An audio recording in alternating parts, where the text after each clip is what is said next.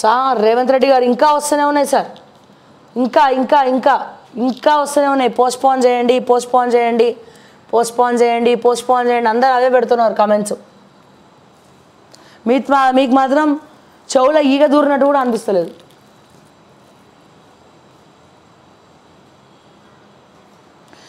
రైతులతో మాట్లాడాకే సమావేశంలో మాట్లాడుతున్న సీఎం రేవంత్ పక్కన మంత్రి కోమటిరెడ్డి.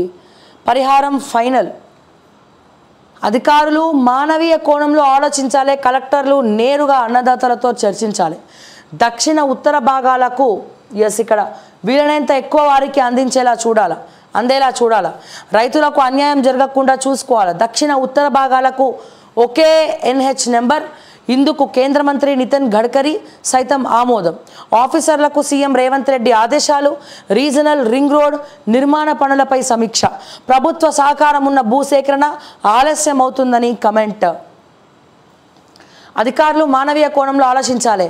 ఫస్ట్ రేవంత్ రెడ్డి గారు మీరు ఆలోచించండి మానవీయ కోణంలో. మీరు మానవీయ కోణంలో ఆలోచిస్తే మా విద్యార్థుల భవిష్యత్తు మారుతుంది. ఈ బడ్జెట్లోనే రైతు భరోసా పథకానికి నిధులు కేటాయిస్తాం. విధి విధానాల కోసమే ప్రజాభిప్రాయ సేకరణ, ప్రజల మనోగతంపై అసెంబ్లీలో చర్చిస్తాం. ఈ నెలలోనే పూర్తి స్థాయి బడ్జెట్. ఖమ్మం జిల్లా సమావేశంలో deputy CM Bhatti.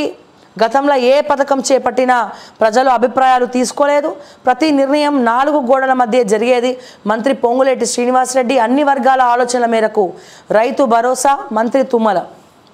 Padmashri award గ్రహీతలకు 25 లక్షలు చెక్కులు అందజేసిన సీఎం రేవంత్. రాజ్యసభ ఛాన్స్ నాకే ఇవ్వాలి, 8 ఏళ్లుగా ఒక్క పదవి ఇవ్వలేదు. కాంగ్రెస్ సీనియర్ నేత విహెచ్ హాట్ కమెంట్స్. సో మళ్ళీ ఇప్పుడు రాజ్యసభ మీద బాగా ఇది జరుగుతూ ఉంది, కాంట్రవర్సీ అవుతూ ఉంది. చూడాలి మరి. ఆర్టీసీ ఉద్యోగాల పేరుతో వస్తున్న లింకులు ఫేక్, వాటిని నమ్మి వ్యక్తిగత వివరాలు ఇవ్వద్దు. అఫీషియల్ నోటిఫికేషన్ రిలీజ్ కాలేదు.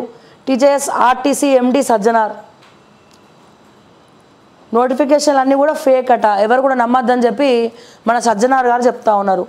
సార్ సజ్జనార్ గారు, మీలాంటి ఐపీఎస్లు అందరూ కూడా దయచేసి మా పోలీస్ డిపార్ట్మెంట్లో ఉండాలి.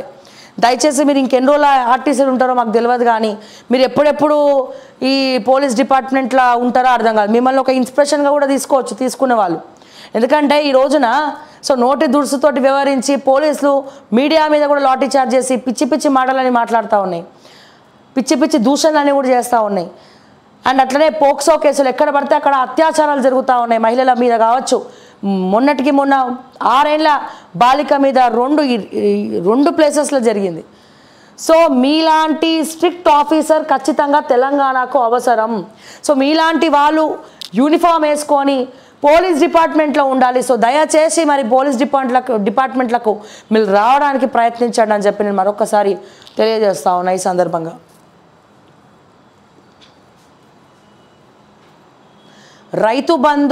రైతు బంధు సొమ్ము రికవరీ. అక్రమాలపై ఆర్ఆర్ యాక్ట్. మేడ్చల్ మల్కాజ్గిరి జిల్లా నుంచి స్టార్ట్. పోచారంలో రికవరీకి కలెక్టర్ ఆర్డర్స్. రాష్ట్ర వ్యాప్తంగా ఇంప్లిమెంట్ చేసే ఛాన్స్. గతంలో వెంచర్లు, నాన్ అగ్రికల్చర్ ల్యాండ్స్కు పెట్టుబడి సహాయం. రైతు భరోసా అమలుకు ముందే ప్రక్షాళన. ఇలా చేస్తే సర్కార్ ఖజానాకు 1000 కోట్లు. సినీ నటుడు రాజ్ తరుణ్పై చీటింగ్ కేసు. లావణ్య ఫిర్యాదు మేరకు నార్సింగ్ పిఎస్లో నమోదు. నా దగ్గర అన్ని ఆధారాలు ఉన్నాయి. 11 ఏళ్లుగా సహజీవనం, పెళ్లి సైతం చేసుకున్నాం. నాకు అబార్షన్ చేయించాడు లావణ్య ఆరోపణలు అవాస్తవం. నటి మాల్వి మల్హోత్రా ఫిలింనగర్ పిఎస్లో ఫిర్యాదు. ఏం జరుగుతుందో ఏమో, ఇట్లా చాలామంది బయటకు వస్తూ ఉన్నారు. సో 11 ఏళ్ల నుంచి ఇదంతా కూడా జరుగుతున్నప్పుడు ఎందుకు ఇంకా ఇటువంటివన్నీ కూడా ఎంకరేజ్ చేసుకుంటూ రావడం నిజంగా చాలా బాధాకరము. ఈ ఒకటి, అమ్మాయిని మోసం చేసినోడు ఎవడు కూడా బాగు అన్నట్టు చరిత్రలో లేదు. సో ఎక్కడైతే ఒక అమ్మాయి కన్నీళ్ళు పెడుతుందో, ఒక ఆడది, ఇంటి మహిళ కావచ్చు, ఆడది కావచ్చు, ఎవరి రూపంలో అయినా కావచ్చు, మిత్రులు కావచ్చు, ఫ్రెండ్ కావచ్చు, గర్ల్ ఫ్రెండ్ కావచ్చు, లవర్ కావచ్చు, అమ్మ కావచ్చు, కూతురు కావచ్చు, చెల్లె కావచ్చు, అక్క కావచ్చు, ఎవరన్నా సరే ఒక మొగాడు వల్ల ఒక ఆడది ఎప్పుడైనా సరే కన్నీళ్ళు పెట్టింది అంటే ఆ ఇంటికి మంచిది కాదు. అది ఏ రకంగానైనా ఏ రూపంలోనైనా కబలించేస్తుంది. మహాభారతం చెప్పింది ఆల్రెడీ దీని గురించి. ఓకే, ఇది నమ్మే వాళ్ళు నమ్మచ్చు, నమ్మని వాళ్ళు ఏం చేయలేం. మనం ఏం చేస్తాం ఏమైనా చేయగలుగుతామా? ఏం చేయలేం.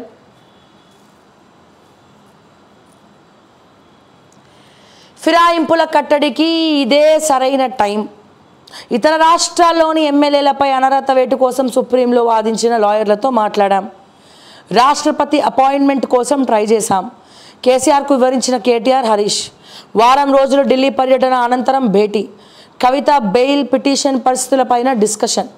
వారం రోజులు ఢిల్లీ పర్యటన అనంతరం ఎర్రవల్లి ఫామ్ హౌస్లో బీఆర్ఎస్ అధినేత కేసీఆర్తో కేటీఆర్, హరీష్ రావు బుధవారం భేటీ అయ్యారు. హిమాచల్ ప్రదేశ్, కర్ణాటక రాష్ట్రాల్లో ఫిరాయింపులకు పాల్పడిన ఎమ్మెల్యేలపై వేటు వేసేందుకు సుప్రీంలో వాదించిన లాయర్లతో భేటీ అయినట్టు వివరించారని తెలిసింది. భవిష్యత్తులో ఎవరూ పార్టీ మారకుండా కట్టడి చేసేందుకు ఇదే అనువైన సమయమని, ముందుకు వెళ్దామని తెలిపినట్లు సమాచారం. కవిత బెయిల్ పిటిషన్ పరిస్థితులపైన చర్చించినట్టు టాక్. కానీ అందరూ అడిగే ఒకే ఒక ప్రశ్న, మీరు చేసింది ఏంది? మీరు కూడా వేరే పార్టీలలోకి వెళ్ళి తీసుకున్నారు కదా అని చెప్పి క్వశ్చన్ చేస్తున్నారు కేటీఆర్ గారు. మరి దానికి ఏం సమాధానం చెప్తారు? దానికి కూడా మీరు సమాధానం చెప్పాలి కదా. ఇప్పుడు మీరు చేసింది ఏంది? మీరు కూడా అన్ని పార్టీలకి వెళ్ళి ఎమ్మెల్యేలను తీసుకున్నారు, కాంగ్రెస్లోకి వెళ్ళి తీసుకున్నారు, టీడీపీలోకి వెళ్ళి తీసుకున్నారు. బీఆర్ఎస్ బీసీ రాగం. జిల్లా కమిటీలో వారకే ఫస్ట్ ప్రయారిటీ. 33 అధ్యక్ష పదవుల్లో 25 వరకు ఇవ్వాలనే ఆలోచన. రాష్ట్ర కమిటీలోనూ కూడా పెద్దపీట. గత తప్పులు పునరావృతం కాకుండా చర్యలు. అసలు నేను అడుగుతా ఉన్నా, మీ బీఆర్ఎస్ పార్టీకి ఏమైనా కమిటీలు ఉన్నాయా? కమిటీలు ఏమైనా ఎన్నడన్నా కమిటీలు వేసిర్రా? కమిటీలు ఉన్నాయా? కమిటీలో చర్చించిర్రా? మీ బీఆర్ఎస్కి కమిటీయే లేదు. మీ బీఆర్ఎస్ కమిటీ ఎవరంటే కల్వకుంట్ల కమిటీ. ఆ కమిటీలో మళ్ళీ మీరే ఉంటారు. ఆ హ్యాపీరావు, మా కవితక్క, మా కేటీఆర్, మా హరీష్ రావు, మా బ్రాండ్ అంబాసిడర్, మా యూట్యూబ్ స్టార్ మా కేటీఆర్, మా హరీష్ రావు, ఆ కమిటీలలో కూడా వీళ్ళే ఉంటారు. మళ్ళీ పిఏలు ఎవడన్నా చెప్తే, ఎవరికి చెప్తే ఎక్కడ బటన్ కొట్టకమంటే ఆడ బటన్ కొట్టాలి, ఏడ కూర్చోమంటే అక్కడ కూర్చోవాలి. వీళ్ళు వాళ్ళకి పిఏలా, వాళ్ళు వీళ్ళకి పిఏలా అర్థం కానటువంటి పరిస్థితి. మీ పార్టీకి కమిటీ లేదు, ఎవరైనా తప్పు చేస్తే అడిగే అధికారం లేదు. ఎవరైతే పార్టీ కోసం పనిచేసిండ్రో వాళ్ళ దగ్గర డబ్బులు లేవని వెనకకి గుంజిన పార్టీ బీఆర్ఎస్ పార్టీ. కార్యకర్తలకు ప్రత్యేకమైనటువంటి స్థానం ఇవ్వలేదు.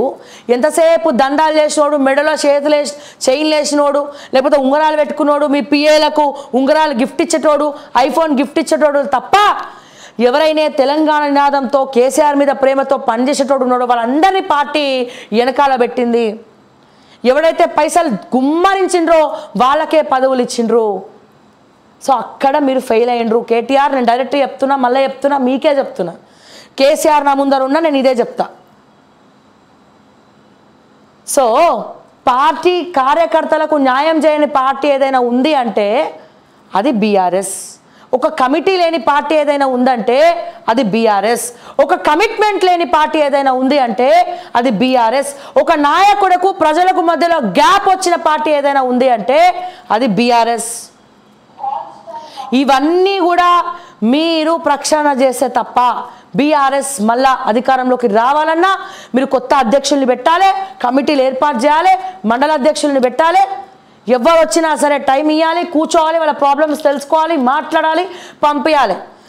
ఫస్ట్ ప్రజలకు మద్దతు ఇవ్వడం నేర్చుకోండి, ప్రజలలో తిరగడం నేర్చుకోండి, ప్రజలను గుండెలో పెట్టుకోవడం నేర్చుకోండి, గుణపాలు గుచ్చడం కాదు. మీ పార్టీలో ఎవడన్నా తప్పు చేస్తే వాడిని పిలిచి తిట్టడం నేర్చుకోండి. పురుగుల్ని ఏరి బయటకు పడేయండి. ప్రతిసారి చెప్తున్నా, మళ్ళీ చెప్తున్నా, మీరు ఎన్నిసార్లు అడిగినా అడగకపోయినా ఇదే చెప్తా. ఫస్ట్ వెనకాల మీ పిఎల్ ఏం గోతులు తవ్వుతారో గది చూసుకోండి. సో ఇవన్నీ ప్రక్షాళన చేసుకుంటే ఖచ్చితంగా మీ పార్టీ మళ్ళీ అధికారంలోకి వచ్చే అవకాశం ఉంది. అది కూడా కేసీఆర్ వల్లనే అవుతుంది. కేటీఆర్ వల్లనో, హరీష్ రావు వల్లనో, ఎవరి వల్లనో కాదు. అది కూడా కేసీఆర్ గారి వల్లనే అవుతుంది. అది రాసి పెట్టుకోండి. కానీ పార్టీ జిల్లా అధ్యక్షులు మాత్రం మార్చండి. ఫస్ట్ ముందు ఆ నెగటివ్ సెన్స్ ఉన్నాడు కదా ఎవడాడు, జీవన్ రెడ్డి. ఆ జీవన్ రెడ్డిని, ఆ బల్కా సుమన్ను, ఇంకొంతమంది ఉన్నారు, ఆ గువ్వల బాలరాజు, వీళ్ళందరినీ ఫస్ట్ ఎవరైతే అవినీతికి కేర్ ఆఫ్ అడ్రస్గా పనిచేసిరో దళిత బంధు నొక్కేసిన వాళ్ళు ఉన్నారు, ప్రజలు వాళ్ళ ముఖం కూడా చూడలేనరా నాయనా, ఈయన ముఖం జీవితంలో మాకు కనబడద్దు అని చెప్పి దండం పెట్టిన వాళ్ళు ఉన్నారో మీకు తెలుసు కదా. మీ పార్టీ రిపోర్ట్లు మీకు వస్తాయి కదా, వాళ్ళందరినీ కొన్ని రోజులు బయటకు పంపించేసేయండి. కొన్ని రోజులు అసలు రాకపోతే మంచిది. వాళ్ళ ఫ్రేమ్లో ఎక్కడ కూడా వాళ్ళని ప్రెస్ మీట్లకి తీసుకోకుండా చూసుకోండి. బీఆర్ఎస్ పార్టీలో కూర్చొని వాళ్ళు మాట్లాడుతూ ఉన్నారు, ఎవరు మర్డర్లు చేసిన వాళ్ళు వాళ్ళందరూ కలిసి కూర్చొని మాట్లాడుతూ ఉన్నారు. సో వీటన్నిటిని ప్రక్షాళన చేయండి, అప్పుడు మళ్ళా మీరు దేని గురించైనా మాట్లాడచ్చు. నేను చెప్తున్నా, ఏ పార్టీకైనా ఎవరికైనా ఎప్పుడైనా ఎక్కడైనా ప్రజలే కీలకం, ప్రజా సమస్యలే కీలకం. ప్రజలు మద్దతు ఉన్నంత వరకు ఎవరిని కూడా ఏమీ చేయలేరు. ఇది రాసి పెట్టుకోండి. ప్రజలు మద్దతు ఉన్నంత వరకు ఎవరైనా ఏమైనా ఏదైనా చేయగలుగుతారు. ప్రజల్నే దూరం పెడితే ప్రజలు మిమ్మల్ని దూరం పెడతారు, అది గుర్తుపెట్టుకోండి. అది ఇప్పుడున్న కాంగ్రెస్ అయినా, మొన్నటి వరకు ఉన్న బీఆర్ఎస్ అయినా, ఫ్యూచర్లో రావాలనుకుంటున్నటువంటి బీజేపీ అయినా.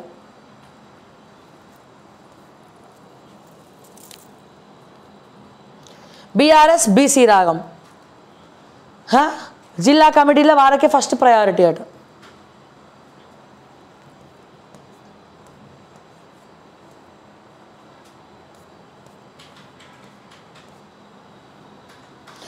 జడ్జీల పేర్లు ఫోటోలు బహిర్గతం చేయొద్దు. ఫోన్ ట్యాపింగ్ కేసులో మీడియాకు హైకోర్టు ఆదేశం.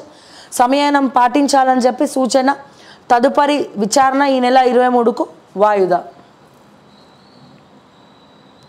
నేను ఒకటి అడుగుతున్నా సార్, దయచేసి నాకు ఈ డౌట్ ఎవరైనా తీర్చండి.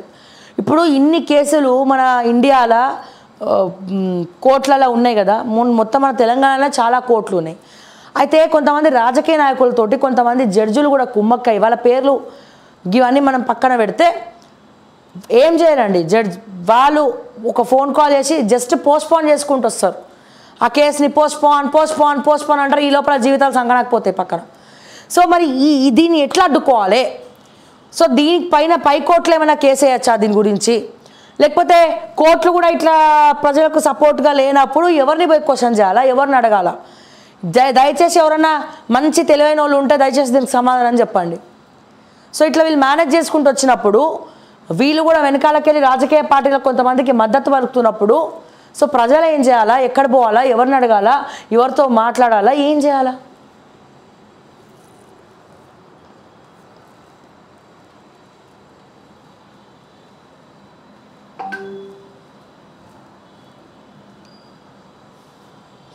Please exam DSC postpone DSC. Sir చూడండి sir, Revanth Reddy garu, good morning Shravya, please postpone. ఇన్నాళ్ళు ఉద్యోగం ఇవ్వడం లేదని అన్నారు, ఇప్పుడు ఇస్తాం ఎగ్జామ్స్ రాయండి అంటారు. ఎలా అప్రమత్తంగా ప్రిపేర్గా ఉండాలి, కానీ పోస్ట్పోన్ చేయమనడం విడ్డూరంగా ఉంది. పేషెంట్ చస్తా ఉంటే ట్రీట్మెంట్. సార్ కృష్ణ గారు, మీరు ఎప్పటి నుంచో మన లైవ్లో కమెంట్ చేస్తూ ఉన్నారు. బట్ ఒకటి మీకు తెలుసు, ఒక మహిళ ఇంట్లో ఎన్ని పనులు చేయాలా, ఏం చేయాలనేది. సో ఎంత చదివినా, ఎప్పటి నుంచి ప్రిపేర్ అవుతున్నా అప్పటికీ మనకి మళ్ళీ కొత్త డౌట్స్ వస్తూనే ఉంటాయి. కొత్తగా రివిజన్ కోసం మళ్ళీ మనం ప్రయత్నిస్తూనే ఉంటాము. స్కూళ్ళల్లో కూడా యాన్యువల్ ఎగ్జామ్స్ ఉన్నప్పుడు 2 నెలల నుంచి మళ్ళీ ఫస్ట్ నుంచి కూడా అన్నీ కూర్చుండబెట్టుకొని పిల్లలకి రివిజన్ పీరియడ్ అనేది ఇస్తారు, రివిజన్ చేయిస్తారు. రివిజన్ అయినాకనే వాళ్ళకి యాన్యువల్ ఎగ్జామ్స్ పెడతారు. దాని గురించి ఒక షెడ్యూల్ చేసుకుంటారు. మీరు కావాలంటే మీకు తెలియంది కాదు, మీరు పెద్దలు, మీకు అన్నీ తెలుసు. సో రివిజన్ ఎంత అంటే ఫస్ట్ నుంచి నువ్వు ఫస్ట్ క్లాస్ నుంచి చదివినావు కదా, నీకెందుకు రివిజన్ అని చెప్పి డైరెక్ట్గా యాన్యువల్ ఎగ్జామ్ బెటర్ కదా సార్. పిల్లలకి for example March 14th annual exams అనుకోండి, February నుంచే వీళ్ళు టీచర్లు ముందు ప్రిపరేషన్ స్టార్ట్ చేస్తారు, సపరేట్ నోట్స్ పెడతారు, ఇవి ఎగ్జామ్స్కి వస్తాయి, ఇవి ప్రిపేర్ అవ్వండి అని చెప్పి. సో అట్లనే అండ్ ఇంట్లో డిఎస్సి టీచర్ పోస్టులు కావచ్చు, డిఎస్సికి సంబంధించి ఎక్కువ మంది మహిళలు ఉన్నారు సార్. వాళ్ళు చాలామంది పెళ్ళైన వాళ్ళు ఉన్నారు సార్. ఇంట్లో పిల్లల్ని చూసుకోవాలా, భర్తను చూసుకోవాలా, వీళ్ళందరినీ ఇంట్లో పనులు చూసుకుంటూ చదవాలి. దానికి తోడు టెన్షన్, సడన్గా ఎగ్జామ్ డేట్ చెప్పేసరికి సో రివిజన్కి వీళ్ళకి టైం ఇవ్వాలి కదా. సో వాళ్ళ ప్లేస్లో కూడా మనం ఉండి ఆలోచించాలి కదా సార్. సో అందరూ తెలివైన వాళ్ళు ఉండరు, 5,000 సమానం కాదు. సో వాళ్ళ ప్లేస్లో డెఫినెట్గా మనం ఉండి ఆలోచించాల్సినటువంటి పరిస్థితి ఉన్నది. వాళ్ళకి కొద్దిగా సమయం ఇవ్వండి. సైకాలజీ సబ్జెక్ట్ అంటున్నారు, మన కరెంట్ అఫైర్స్ అంటున్నారు, సో ఒక్క మార్కు పైన వాళ్ళ భవిష్యత్తు పోతుంది సార్, వాళ్ళ కళలు సర్వనాశనం అవుతాయి. ఎందుకంటే వాళ్ళ ఏజ్ బారైపోయింది ఇప్పటికే. సో అందుకే వాళ్ళు ఒక నెల రోజుల సమయం ఇమ్మంటున్నారు, ఇంకొంతమంది 2-3 నెలలు అంటున్నారు, కానీ ఒక నెల రోజుల సమయం ఇమ్మంటున్నారు. సో వాళ్ళ తరపున ఆలోచించాల్సినటువంటి అవసరం మనకు ఉంది కదా సార్ కృష్ణ గారు, ఒక్కసారి ఆలోచించండి మీరు. సో రివిజన్కి వాళ్ళు అడిగింది ఏంది, ఫస్ట్ నుంచి చదువుకుంటాం, నెక్స్ట్ ఇయర్ పెట్టమంటలే వాళ్ళు, నెక్స్ట్ ఇయర్ పెట్టమని వాళ్ళు అడుగుతలేరు. 1 మంత్ టైం ఇవ్వండి, మేము రివిజన్ చేసుకోవాలా, మేము రివైజ్ చేసుకోవాలా. ఒక్క మార్క్ తగ్గి మాకు ఉద్యోగం పోయినా మళ్ళీ మాకు రాయడానికి మా ఏజ్ లిమిట్ లేదు, ఏజ్ సరిపోదు, దయచేసి దండం పెడతాం, కాలు పట్టుకుంటాం, రివిజన్కి టైం ఇమ్మంటున్నారు సార్. దాంట్లో తప్పేముంది సార్? ఎంత చదువుకున్నా ఇప్పుడు నేను 1 ఇయర్ మొత్తం చదివిన తర్వాత యాన్యువల్ ఎగ్జామో, ఫైనల్ ఎగ్జామో, బోర్డ్ ఎగ్జామో ఉంటే మనం మళ్ళీ చదవమా సార్? డైరెక్ట్గా ఎగ్జామ్ రాసామా? రివిజన్ చేసుకుంటాం కదండి. సో దయచేసి వాళ్ళ తరపున ఒకసారి ఆలోచించాలి కృష్ణ గారు, నేను రిక్వెస్ట్ చేస్తూ ఉన్నాను. వాళ్ళ తరపున ఆలోచించండి, మహిళల తరపున ఆలోచించండి. ఎక్కువ మంది వాళ్ళే ఉన్నారు, హౌస్ వైఫ్స్ ఉన్నారు. ఇంట్లో వంట చేయకుండా ఉంటే ఇంట్లో ఊరుకుంటారా అండి భర్తలు? ఇప్పటికే చాలామంది నీకు ఉద్యోగం ఎందుకు, అదెందుకు, ఇంట్లో ఉండు, ఆ ఎగ్జామ్ ఎందుకు, ఈ ఎగ్జామ్ ఉంది ఎందుకు అని చెప్పి వెనక్కి గుంచే హస్బెండ్సే ఎక్కువ మంది. ఒక ఆడదాన్ని నువ్వు ఎందుకు బయటకు పోవాలి అనేటోళ్ళు ఎక్కువ మంది. నువ్వు చదువుకో అని చెప్పి వేవ్ లెంగ్త్తో మ్యాచ్ అయ్యి సపోర్ట్ చేసిన హస్బెండ్స్ చాలా తక్కువ అండి, చాలా తక్కువ. సో వాళ్ళందరి గొడవలు, కొట్లాటలు, ఇవన్నీ మైండ్ సెట్స్, పని, స్ట్రెస్ ఇంట్లో మహిళలకు, ఇవన్నీ పెట్టుకొని ఇవన్నీ పక్కన పెట్టి మళ్ళీ ఎగ్జామ్స్ కూడా చదువుతున్నప్పుడు ఒక పెద్దనలాగా కడుపులో పెట్టుకొని కాపాడి ఒక చెల్లెకో మా ఇంట్లో అక్కకో సరే సమయం ఇద్దాం, రివిజన్ చేసుకోమ్మా అని చెప్పి వెన్నుతట్టి పంపాల్సింది పోయి ఇటువంటి వ్యాఖ్యలు అనేవి కృష్ణ గారు సరికాదు. సో వాళ్ళ ప్లేస్లో మనకుంటే ఆ పెయిన్ అనేది తెలుస్తుంది, ఎగ్జామ్స్ రాసేటోళ్ళకి తెలుస్తుంది ఆ పెయిన్, ఆ టెన్షన్ ఎట్లుంటుంది. ఎగ్జామ్ గంట సేపు ముందు చదివినా వాళ్ళకి టెన్షన్ ఉంటుంది, ఇంకా ఏదో చదవాలమ్మో, ఇది వస్తే ఒకవేళ ఇది వస్తే ఎగ్జామ్కి ఇది నేను చదవలే, అప్పుడు కూడా బుక్స్ ఇస్తారు సార్, ఇది మిస్ అయితే మేము పొరపాటున ఇది ఎగ్జామ్కి వస్తే ఎట్లా అని చెప్పి. ఎగ్జామ్ రాసే 1 నిమిషం వరకు కూడా మైండ్లో ఇదే ఉంటుంది సార్. వాళ్ళు అందుకే రివిజన్ కోసం టైం అడుగుతున్నారు. దీన్ని ప్రతి ఒక్కరు ప్రజలు కూడా అర్థం చేసుకోవాలా, ప్రతి ఒక్కరు సహకరించాలా.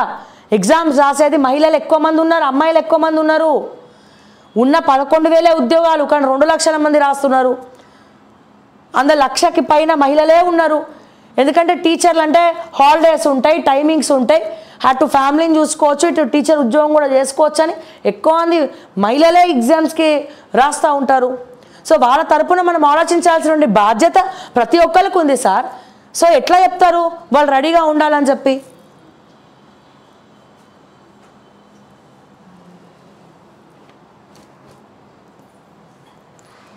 మేడం మా లేడీస్ గురించి ఆలోచించండి అక్క, పిల్లలు ఉన్నారు. నేను చెప్పేది కూడా అదే అమ్మా, నేను కూడా అదే ఎక్స్ప్లెయిన్ చేస్తున్నా. అక్క మీకు కాలు మొక్కుతా అక్క, ప్లీజ్ దయచేసి డిఎస్సి అభ్యర్థులకు అన్యాయం జరుగుతుంది, కోర్టులో కేసు వేసి మాకు న్యాయం జరిగేలా చూడండి, ఓకే ప్లీజ్ దయచేసి. అమ్మ ప్లీజ్, మీ పేరు లేదు ఇక్కడ, మీ అకౌంట్ నేమ్ ఉంది. సో నా కాలు నేను మాట్లాడగలుగుతా, కొట్లాడగలుగుతా, మీ తరపున కేసు కూడా వేస్తాం. కానీ కోర్టులో కేసు వేసి నడిచే వరకు మీకు ఇవాళ హాల్ టికెట్స్ వస్తున్నాయి కదా తల్లి, మీకు ఇవాళ హాల్ టికెట్స్ ఇష్యూ చేస్తున్నారు. ఈ రోజున హాల్ టికెట్స్ మీకు ఈ రోజున ఇష్యూ చేస్తున్నారు. సో కోర్టు ఆపగలుగుతుంది అంటారా వితిన్ ఒక 1 వీక్లో, ఒక 2 డేస్లో ఎగ్జామ్స్ని? సో తప్పకుండా నా బెస్ట్ నేను ఇస్తున్నాం. మా ఛానల్ తరపున మేము ఎంత చేయాలో, ఎంత మాట్లాడాలో, ఎంత కొట్లాడాలో, మీ తరపున ఎంత మాట్లాడాలో అన్నీ చేస్తున్నాం. సో కేసు వేయడానికి కూడా తప్పకుండా మేము ప్రయత్నిస్తాం. దయచేసి కాలు పట్టుకుంటాం, ఇట్లాంటి పెద్ద పెద్ద డైలాగ్స్ వద్దు.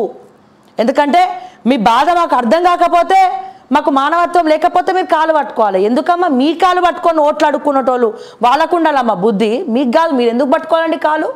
మీరు ఓట్లేసినారు, మీ కాలు పట్టుకొని వాళ్ళు ఓట్లు అడుక్కున్నారు. సో వాళ్ళకు ఉండాలి ఆ బుద్ధి. మీరు ఎప్పుడు కూడా ఇంకోసారి ఇంకో కాలు మొక్కుతా అది దాన్ని మీరు దయచేసి మాట్లాడకండి.